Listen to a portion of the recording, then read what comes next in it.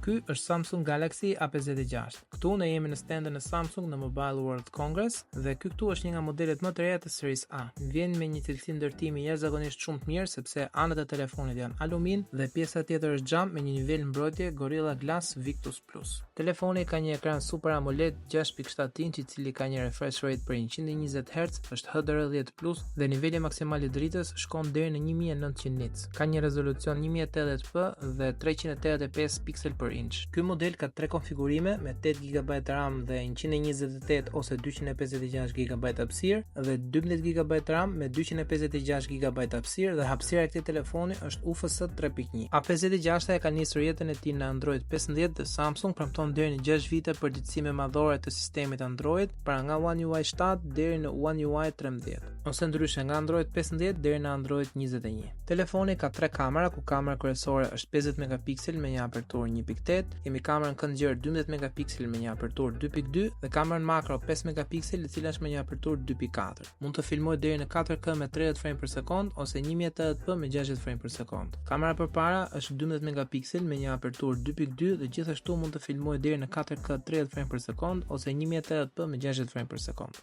Bateria e këtij telefoni është 5000 mAh dhe ky model suporton karikimin me fije deri në shpejtësinë 45W. Pra 65% për 30 minuta ose 100% për 68 minuta.